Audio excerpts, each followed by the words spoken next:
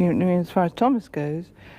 I was making a documentary film about the British sort of love affair with steam. And this was back in 1979, would you believe? And I came in researching trains and so on. I came across these little books. At that time there were just these 26 little books with simple text and watercolor illustrations. And I just fell in love with them. And I thought, why has nobody ever thought about bringing these stories to life on the screen? So Wilbert Awdry, who created Thomas, or the Railway series of books, came to take part in this film I was making. And I said to him, you know, I would love to bring these stories to life.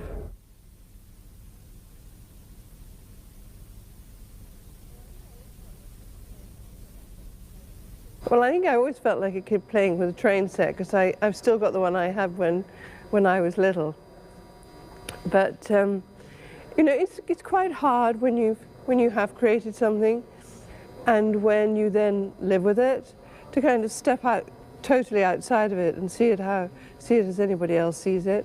So in a way, it still comes as a shock if I'm like on the other side of the world in Japan or something, and I'm at an airport. And there's a little kid and he's all dressed like Thomas the Tank Engine, he's playing with Thomas the Tank Engine, and it's, wow, here I am, and there he is, and it's like there's this huge family that's connected, because everywhere in the world, because they see Thomas as part of their lives, part of the furniture of life, as I like to call it.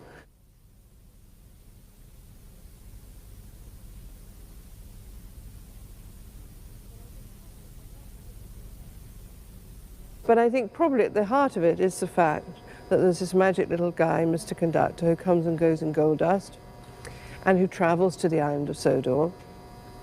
And then there are other characters in the story who find themselves going to this world, to the island of Sodor, to the land of talking trains. So that's part of the storyline, and it's part of what, in bringing the story to life, makes for some of the complexities that we're dealing with, where you've got all this different technology being utilized to the process of storytelling.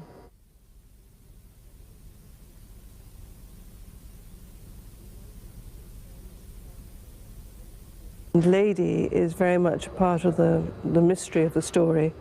She's a lost engine, or a legendary engine, and she's very important to finding the solution to the problem that crops up for Mr. Conductor when he completely runs out of gold dust.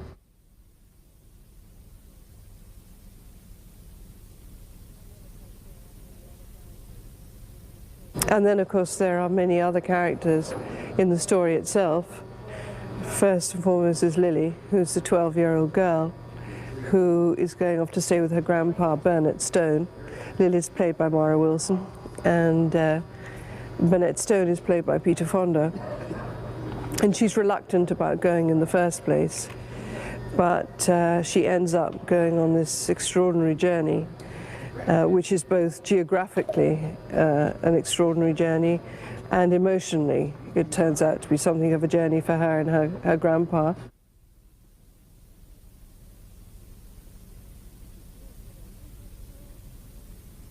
This is towards the end of the story. Diesel 10, who, as Thomas tells us at the beginning of the story, is the 10 being 10 out of 10 for devious deeds and brutal strength, and who has been really beastly to all the engines through the story, and indeed to Mr. Conductor, gets his comeuppance in a major way.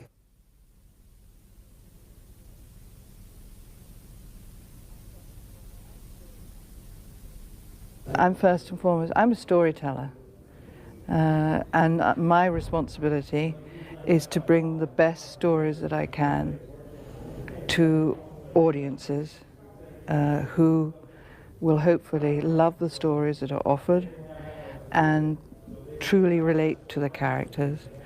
And then if they do that, then they will want to have those stories and those characters in their life off the screen.